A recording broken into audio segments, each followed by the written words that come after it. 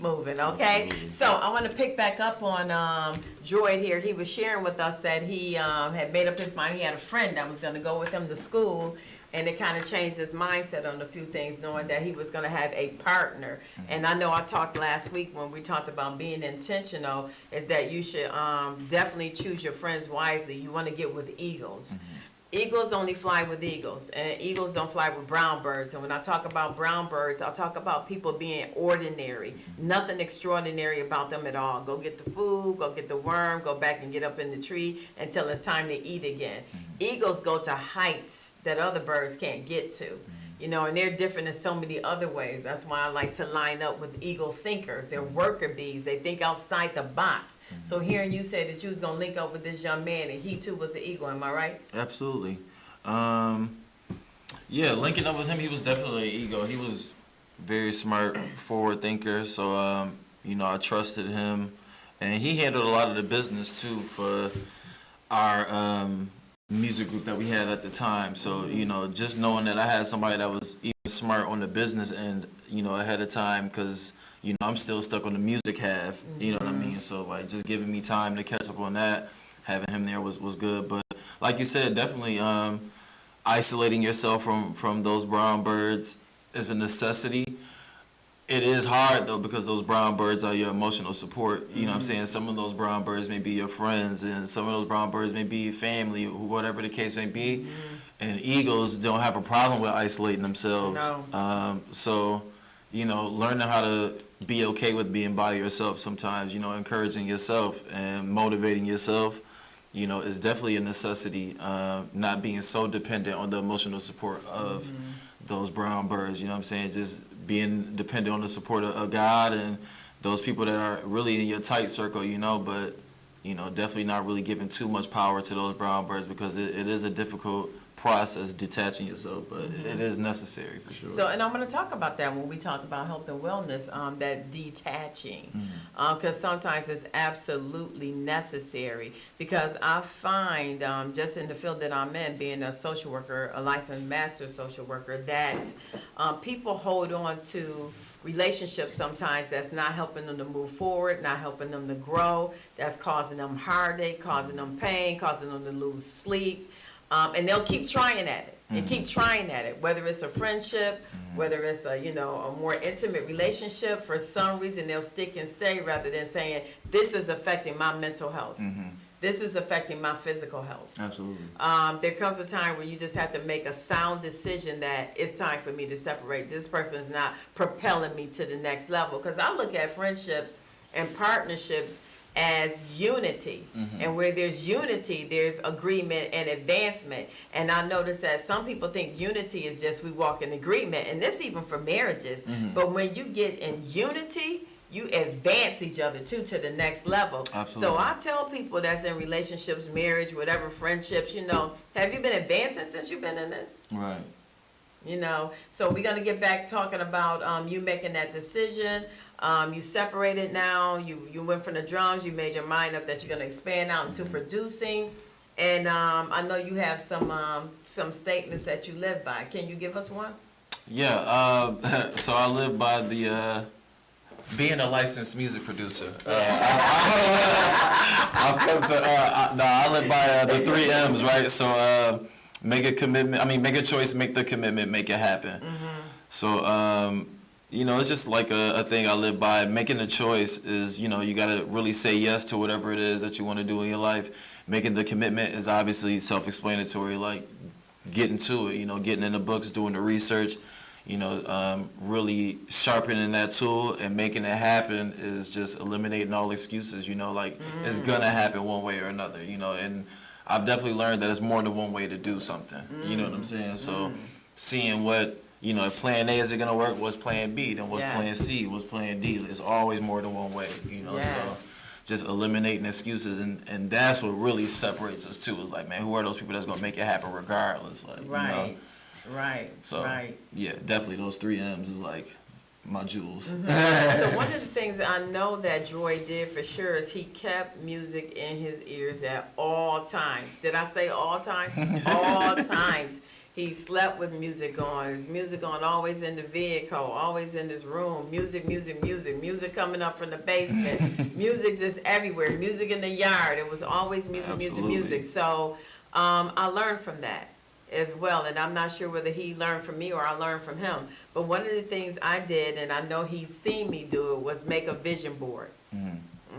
And putting your mental health on that vision board and your physical health, get you a person that's physically fit on the board if that's what Absolutely. you want to do. Somebody that's eating right, put that person on the board. Putting people on there that's sleeping. So some of the things I had on the board at the time when Sleep is something I'm working on right now. Yeah. I'm not perfect. I'm working on that right now.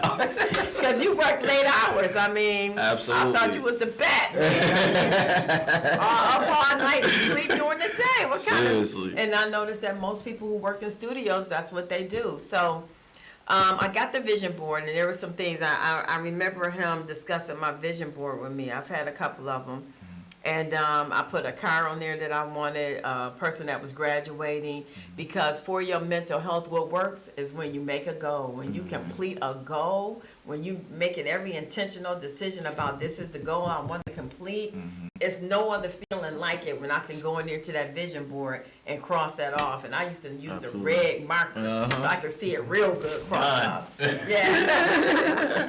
So I would take my vision board, and for me, I would take it to church on Wednesdays at Bible study, and they would say, "What is that?" And I said, "It's my vision board." People nosy, but then they see you doing something different, and then I would cross those things off the board. So, what was the thing that helped you stay intentional about making that choice? Because I only had one vision. I think, I knew that I had a lot of other life responsibilities that I needed to do. Like, a lot of people may have, like, I want to get a G-Wagon on my vision board, and I want to get the big house, and I want to have my life insurance together, my 401k and all of that. But I knew that I can get all of that if I can just get to where I got to get in this vision. You know what I'm saying? Like, if I do this, then I'm going to have all of that, and I want to take care of that doing this. Like, I didn't want to do no side job and this and that. And shout out to anybody that got a side hustle. If you at McDonald's, TJ Maxx, whatever it is, like, it just wasn't fit for me. I wanted to really devote a lot of my energy towards my vision that I had for my life, because I knew it was something that I really, really wanted. Like when somebody want to play football, they working towards draft day, basketball, anything, So I'm working towards draft day, you know what I'm saying, so that I can be ready, So, definitely all those things was, a part of my vision, but it's like, no, Lord, I want to be a household name in the music industry. I want to be like Quincy Jones. I want to be like Stevie Wonder, just really being a trendsetter and an innovator, so, and cracking open that genius and really tapping into other things. So, yeah, so just focusing on that, knowing that there was only one vision was what really made me really knuckle down and just get to it, especially too, like, I was young going into that venture. So knowing that I had, parents I needed to please, and friends I wanted to see, me do well, before my 30s, it was just like, man, I got to hurry up because, I got friends that's doctors, lawyers or trainers and stuff like that, and it seemed like everybody was breezing through, and it may seem like you a little behind on your path, but it's all, for your good for that moment that's already predestined, I believe that wholeheartedly. Absolutely. I think the other thing that works for me as far as for health and wellness and just staying focused and doing what I would do for my health and wellness, just my mental health alone, is having an accountability partner. I think having somebody to hold you accountable is so important when you're trying to reach a goal, when you're aiming somewhere. Because like Droid already said earlier, is that you get discouraged along the way. You just feel like giving up, and all the work you put into it. I remember just in my last year of grad school, my last semester, I was like, this is it. I just can't take it anymore. I'm done. Things started happening. I was like, just forget it. And then one of my accountability partners said, what are you talking about? It's no forgetting it. I said, well, I need somebody to do A, B, C, and D. And I had friends that loved me so, knew my goals, and they were willing to step in, help out with you when I needed help with that, transport you where you needed to go because you were on your way young to your journey. Right. I was doing my school thing at the same time, and they held me accountable, and they stepped in where I needed it. And so I think having accountability partners and having support is so important in order to reach your goals. And you know too though, you know, I mean, at least, you know, coming from where I come from, you know, maybe it may not be as much support around, and you may not have a lot of people that can hold you accountable. So even getting to a point where you respect yourself and your time, like, yo, don't waste your own time. You know what I'm saying? Like, you be like, yo, you That know deserves what? a clap right there. Yeah, Don't you waste know. your own time. Sometimes you gotta sit there and assess, like, am I growing? Am I moving forward? Am I elevated? If you're not, then we need to assess, like, are we gonna keep moving forward with this? Or are we gonna and come up with a plan so that we can level up? Or are we gonna stop and say, okay, maybe I do have a heart for this, but it's in another place, or it's in another lane or something like that, you know? But you don't even want to waste your own time like that, you know? In the gym, we say, don't cheat yourself, treat yourself. Come on. You know what I'm saying? Don't cheat yourself. Treat You know, you yourself. definitely don't want to cheat yourself. So, you know, if you feel yourself coming, but also too, give something a fair try too. That's why I get what you're saying too, you know, but don't quit right away just because it's getting hard that It first gets hard, couple times. You know, Amazon, they failed the first, 2-3 years selling books, you know what I'm saying? And now Amazon is Amazon, you know what I'm saying? So yes, that's true. give it a That's fair true. shot, but, Yeah. you know, definitely know how to assess and know when you're wasting your own time, you know what I mean? So are you saying that sometimes you just do like you just said, just stop and assess for a moment, you know, see how far you've come before Absolutely. you just let it go. Absolutely. You know, because I find on my job right now today, and there's a crew of people that we meet every Tuesday, and I find that we are stretched to the max. But stretching me like that helped me to think outside the box. Right. I think outside the box. I come up with other creative ways how we can get this done. I go back to my team with the energy and everything, and then I have to say, you know what? When I feel myself not being creative, what didn't I do today? You know, because I know we talk about getting up in the morning, having those 32 ounces of water, because Absolutely. people don't realize that they're not hydrated in the morning, so the oxygen and stuff is not getting to the cells like they should. So you can start having your creative juices going and owning that first hour of the day. You Right. know, I'm taking more control of that, being positive. Yes, people know I get up and I pray and all of that, but having the news on wasn't helping me. Right. You know, so what kind of things do you do to own that first hour of the day? I'm making my bed. I'm putting on some Afrobeat music. You know, anything that's gonna get me excited. I am doing manifestations. Okay. I have about like at least 16 to 20 manifestations I'm reciting. Affirmations or Affirmations, I'm sorry, that I'm reciting daily. Prayer, shower, definitely got to do that. A shower would make you feel rejuvenated. Yes. You got to do that. Yes.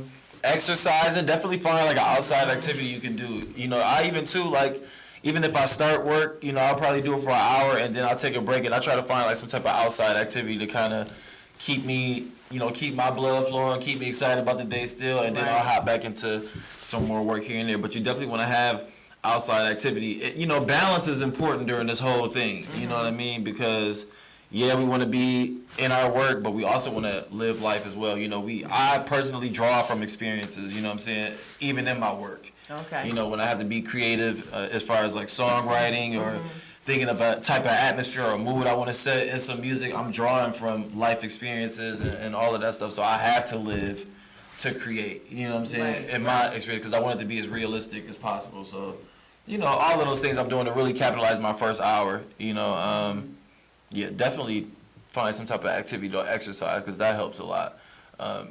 Exercise and really like turn things around for me too. Just that's it true. get me really excited to just attack something. Whether it's not even work or anything, I just want to get it back out there. You know what I mean? I do be sore though. So don't get me fooled. I'll be on the couch for a while, Yes. but I'll get back out there. I promise. Try it. I do it every day.